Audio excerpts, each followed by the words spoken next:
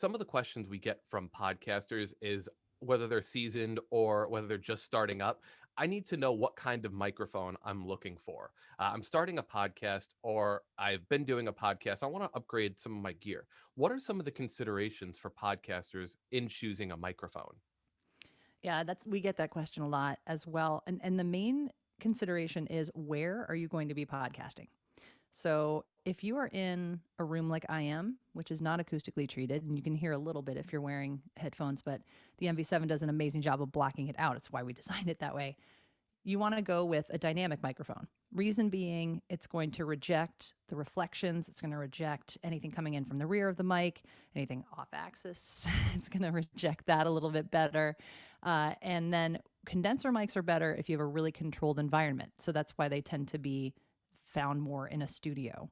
You can use a condenser mic. There's a lot of USB condensers like ours, like this guy, the MV51, which sound incredible. They're just going to pick up a little bit more of the space that you're in. So you have to have a little bit more consideration for treatment, proximity to the mic. You don't want to leave it here if you're going to try and not capture the reflections of all the walls and floors.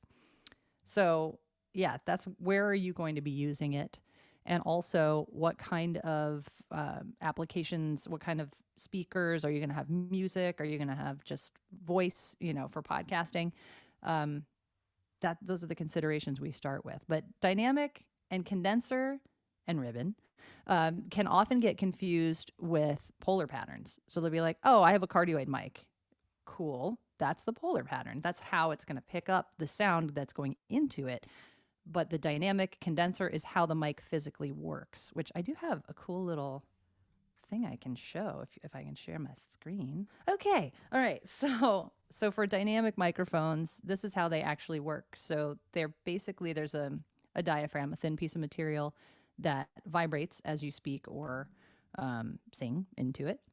And that's attached to a coil, a metal coil that's surrounding a magnet. And as you produce the sound, it moves and creates that magnetic field and then generates or transfers that acoustic signal into electrical energy down the microphone. So that's how a dynamic microphone works. So it's a little bit less sensitive, just inherent to how it actually works. It takes a little bit more oomph to make it work, right? More signal.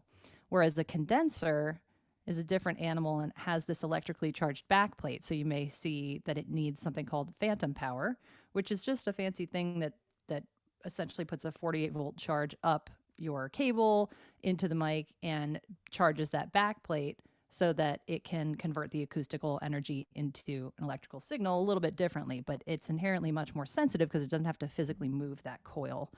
So that's more sensitive and better for those treated environments. So that's why we kind of say if you're going to be in that space, and you have the luxury of having acoustic treatments and, no dogs barking or children walking in, then go for the condenser. But if you want something that's going to be a little bit more apt to reject the sounds around you, that's when you can go with a dynamic.